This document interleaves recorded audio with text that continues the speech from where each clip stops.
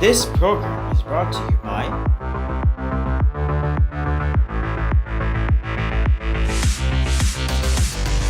presented by ACA Brace Production and Marketing Incorporated in cooperation with PHILEXPORT, Philippine Chamber of Commerce and Industry.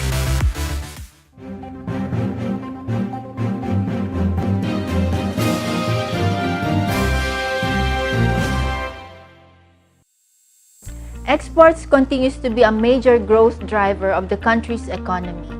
But with new and recurring issues facing our stakeholders, what short to long-term prospects are we looking at? In this episode, we talk with major stakeholders to get their insights and views on the matter.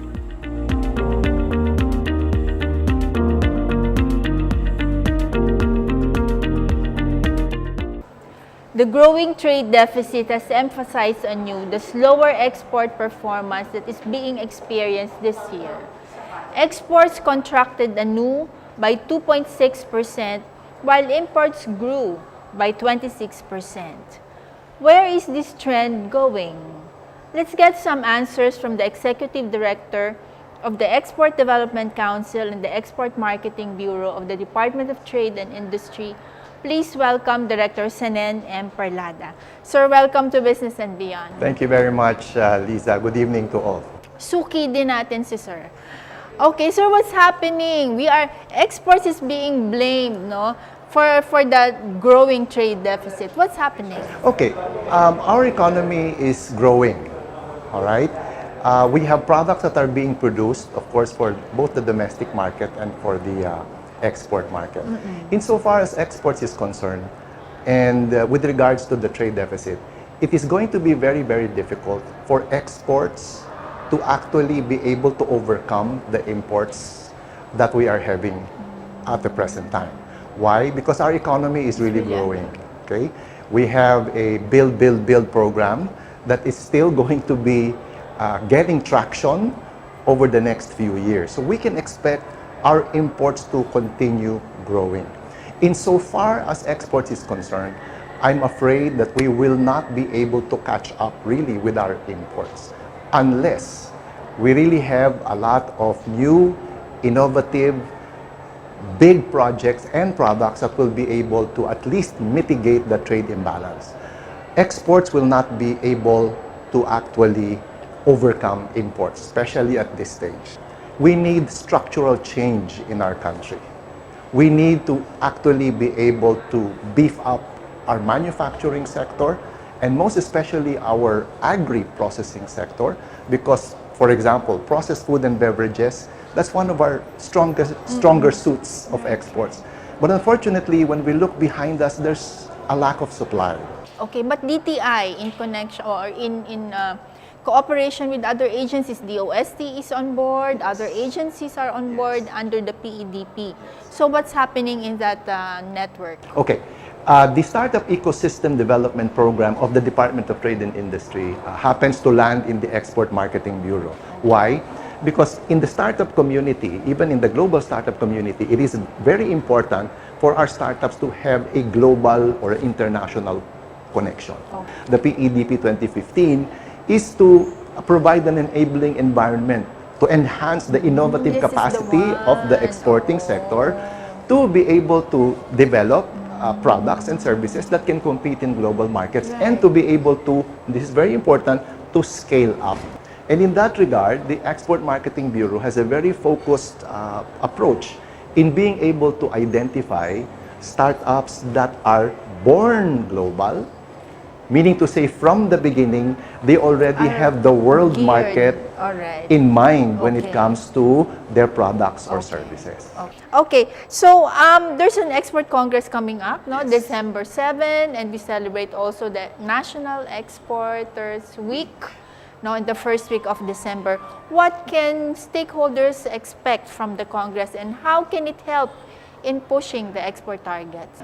The theme of the National Export Congress in particular is Spice Up to Scale Up. Very important for exports, and this is the kind of message that we have. In order for us to be able to really catapult into the export market, the international, we really have to scale up. So in other words, we say spice up, and maybe I will reveal it here already. Spice is really an acronym for stimulate. We have to permeate. That's for P. We have to share with each other what we know. We have to innovate. We have to have new products, new dimensions that are that will differentiate our products and services. We have to collaborate. And that's why we have this Congress. We have the public and the private sector and academe even coming together in a Congress like this to really be able to engage and exchange ideas and what we can do together in order to increase our exports. And then lastly, we have to expand. We have to be able to get our MSMEs to a higher level in order for us to really grow our exports, especially merchandise exports. So that's spicing it up. Kailangan natin ng anghang sa ating exporting sector for them to be able to scale up. Now, what's in store? We have a very, very good feature in terms of business matching. That sounds very exciting. So please invite them, invite the export industry stakeholders to attend the Congress. Well, exporters, manufacturers, and business people, entrepreneurs, please come to the National Export Congress on December 7 this year. It will be held at the PICC Reception Hall. There's a lot of things that you can participate in. It's not only information, it's not only networking. It's also a lot of things that you can find opportunities and engage with co-exporters and buyers, actually even from abroad. So please come on December 7 and celebrate with us the National Export Congress. Go for 120 billion ba, Director Sinen? Well, for our export target is 130 billion by 2022. 130 billion. All right. That's Hindi pa combined goods and na-adjust, services. Not yet. Hindi pa, hindi pa po. Okay. All right. Thank you very much, sir. Thank you. Thank you very much, Lisa. All for right. having me. Business and Beyond will be back. Stay tuned.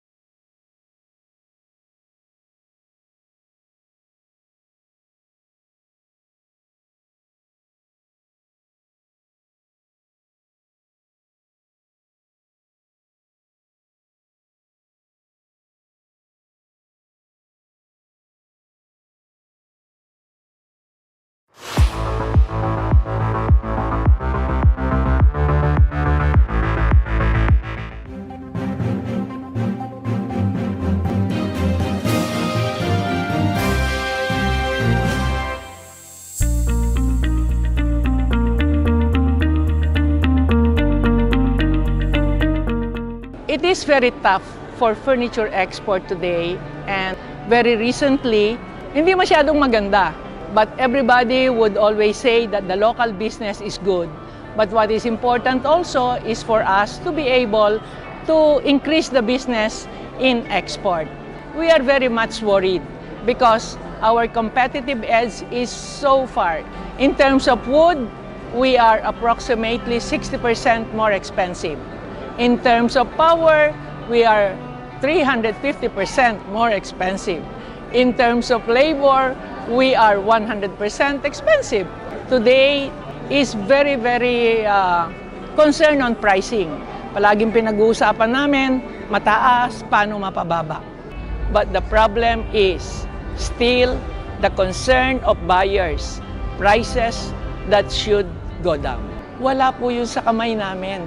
It's all, the assistance of government that is needed to put all things together to be able to help exporters. Exporters cannot do it by themselves, but they need government to assist. Ang one major concern of industries, whether big or small, is the lack of skilled manpower, especially po in the technical industries like construction. Sana po magkaroon tayo ng more technical vocational schools. And I think TESTA can also do this. And technical and entrepreneurship really go together. Kasi nasa panahon po tayo ng pagbabago na mabilis. I think this country is in for really greater heights with the Build, Build, Build program, which is heralding the growth of industries in the countryside and for inclusive growth. Kaya kailangan lang po mag-focus tayo sa toong pangangailangan ng ating mga industriya. So across the board, we have a lot of challenges, but we are also facing a lot of opportunities. One of those issues that we're trying to tackle right now, how to reach the markets. There are so many opportunities. People are saying, and we are here hearing about the opportunities of using the internet, IT, all of these tools and platforms that have been available to us. As an association, though, we have to think of how to cascade this information. We need partners in the industry to help us do that. Our partners, like the Department of Trade and Industry, actually helps us gather people together so that we can cascade the information. But among ourselves, we don't really have the capacity to do everything that we want to do. I mean, mentoring is just not a one-time thing. They have to be mentored. Tuloy-tuloy yan eh. Well, the AMEN program is moving. We're looking at 5 to 6 areas, countries basically, to adopt it this year and start a mentoring event. No? Each country has their own format, depending on what their needs are.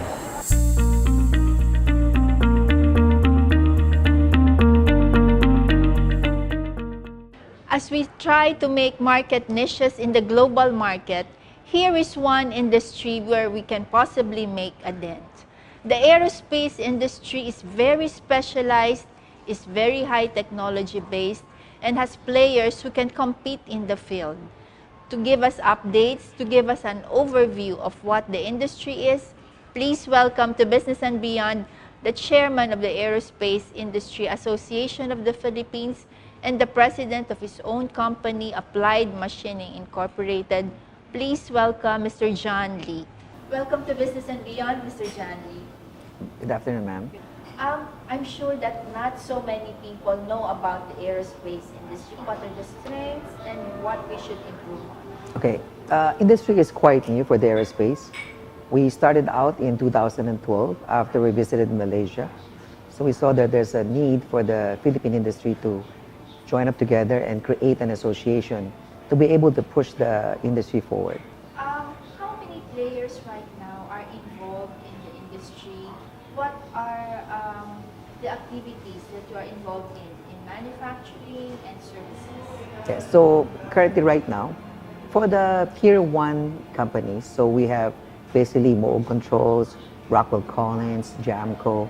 Tier 1 would mean something like they would supply direct to Airbus, Boeing, or the other aircraft assemblers. So everybody's building a new aircraft with composite wings, composite bodies. So this trend right now is what's driving the industry moving forward, to be able to save not only on fuel costs. So there's a huge expansion with technology.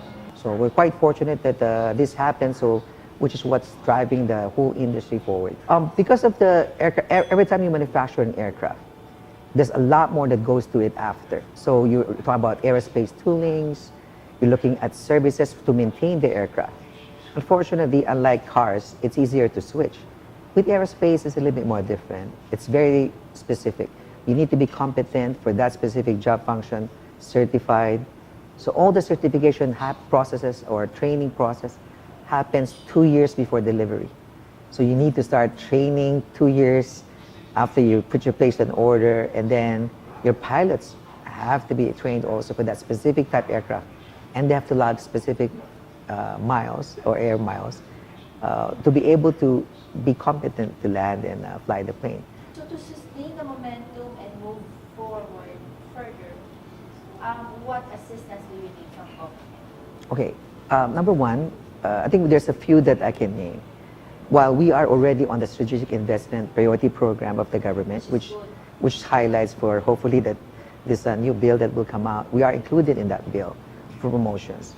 But promotions per se is still something that we need to do. Our government probably still need to push quite a bit because Philippines isn't known for aerospace. right? So we have been trying to educate, trying to promote it for the last 4 years, going to all the different markets throughout the world.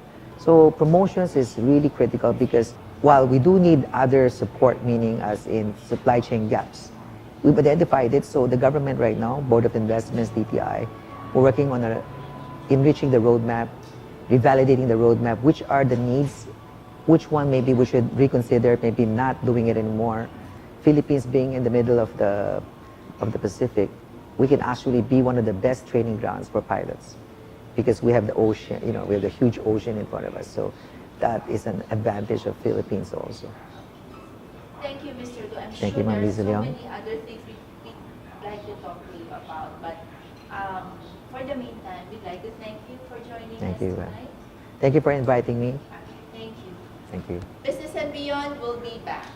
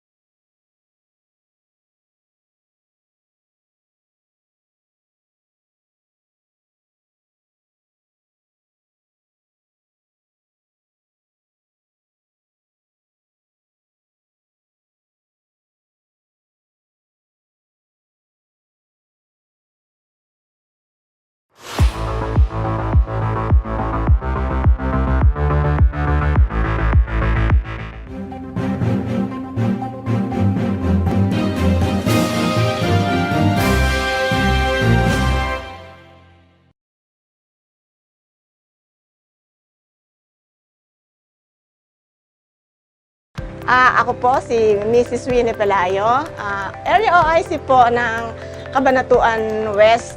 Company po namin ay LFCI Kasanib. Ang LFCI Kasanib po ay nagsimula noong January 2012. Meron po kaming program, ang P3 program na nagsimula po kami ng 2017. Sa kasalukuyan po, ang aming P3 program ay meron na pong 136 clients galing po sa Sangitan Market and sa Cabanatuan City Public Market. Business po ng aming mga clients ay karamihan po ay vegetable vendor, vegetable dealers. So meron din po kaming RTW sa meat vendor and fish vendor. Nagpapahiram po kami sa P3 program from 5,000 up to 100,000 pesos. Kaya meron po kaming 98% repayment rate sa kasalukuyan. At maganda naman po ang takbo ng aming pagbibigay at pagbabalik nila sa amin ng kanilang mga hiniram. In case po na magkaroon ng problema ang isang kliyente sa kanyang pagbabayad, ginagawan po namin ito ng paraan kung paano namin sila patuloy na matutulungan doon sa kanilang negosyo. Hindi po natin pwedeng sabihin na pag nag-past due ang isang client, ay i-stop na po natin ang pagbibigay ng serbisyo sa kanila. Aalamin namin ano ang ugat at kung ang naging ugat po ay ang family problem, so andun pa din ang business, patuloy namin silang tutulungan na mabigyan ng pandagdag puhunan. Hindi po namin sila itinuturing na kliyente lamang, kundi itinuturing namin sila na bilang bahagi ng aming kumpanya na hindi miyembro lang ang magiging papel nila sa amin. Hello po, ako po si Mrs. Libulaw na nagtitinda po dito sa Sangitan Market. 23 years na po akong nagtitinda. Ay dati nga po pala, nakakautang po ako sa mga Bombay. Dalawa po yung Bombay namin. Yung 5,000, nagiging ang balik po, 6,000 sa loob po ng 60 days. Ngayon po, naawa po ng Diyos na nakairam po ako sa P3 ng konting puhunan po, pandagdag. 2% lang po yung tubo. Malaking tulong po dahil sa maliit po yung binigay na interes sa amin. Yan po, lumago naman na po yung tindahan ko. Ako po si Lloyda Pineda, nagtitinda po ng RTW. Dati po sa Mumbai po ako nakakahiram ng puhunan. Ngunit nung malaman ko po ito na may mas magandang offer po ang P3, lumipat po ako dahil mas mababa po ang hulog at mas mababa po ang interes. Kaya po mas pinili ko ito at hindi po pang araw-araw ang hulog namin. Mas nakakagaan po siya para sa kinabubuhay po namin. Maraming salamat po kay President Duterte sa DTI at saka sa SP Corporation. Maraming salamat po sa binigay niyo pong puhunan. Nagpapasalamat po ako sa SBC, sa DTI at lalong-lalo na po kay Mr. President Duterte dahil sa magandang in-offer niya para sa katulad naming nakakailangan ng dagdag puhunan. So sa pagbibigay po namin ng suporta, financial support sa aming mga kliyente, nagpapasalamat po kami syempre po sa DTI dahil kapartner po namin sila para sa aming mga kliyente. At syempre po ang SBC na siyang naging tulay ng ating Pangulong Rodrigo Duterte na mabigyan kami ng additional fund para makapagbigay din po kami ng additional fund sa aming mga kliyente na sana po hindi po sila magsawa, na patuloy din po sila kaming bigyan ng financial support na para patuloy po at mas marami pa po kaming mabigyan suporta sa aming mga miyembro.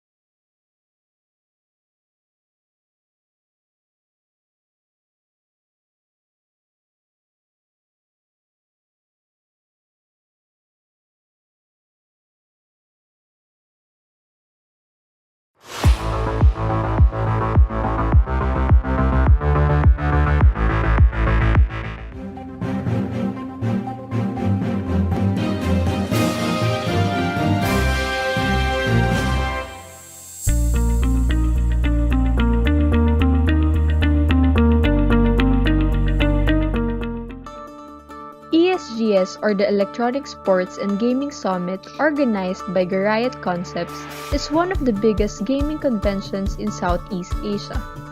The event features different elements of gaming, whether it is by console, PC, mobile phones, or board games. Local and international brands get the chance to showcase their latest and innovative products that are available on the market. Big international brands like Asus ROG, MSI Gaming, and Acer Predator have surely captured the attention of the public as they showcase their booth with a different kind of flair. Now, let's see what these brands have to offer. Here we'll be featuring our latest product. We call it Predator Orion 9000. So this product features the latest graphics from NVIDIA. So we have a GTX 1080 Ti, but soon we will have an RTX 2080 version coming soon. And also this product will be featuring the latest Core i9 processors and up to 128 gigs of DDR4 RAM. So this device is a monster. So I hope that it will be coming in the market around this quarter. So please watch out. One of our latest products here is this Strafe Mark II MX Silent with an MX Silent switch. So this one is one of our latest products along with the Mark II series of K70. So for the latest products, kindly check our website at Corsair, www.corsair.com. So that's it, guys. Thank you. Good evening. Welcome to the MSI booth. Here we have the latest motherboards, graphics cards, and the smallest form factor desktop available in the market right now. So with the latest motherboards, it features the latest Intel 9th generation series processors. We also have the latest NVIDIA graphics which can support advanced technologies such as real-time ray tracing. So to learn more about the latest MSI products, visit MSI Philippines Facebook and Instagram pages and check out us every year here at GSGS. Thank you very much. ESGS have proved itself to be a must-see attraction every year. Over 24,000 people have attended this year's 3-day event, and it does not only consist of sponsor booths, there are also local merchandisers, artists, and student game developers. This event has become a gathering of different kinds of gamers for all ages from kids to kids at heart. This goes to show the passion of Filipinos to gaming and how big this industry will become for the following years to come. On this note, we end this week's episode. Join us again next week, same time, same channel, for more of our interesting discussions. We'd like to know your comments and suggestions through our social media accounts. Remember, connections matter here at Business and Beyond.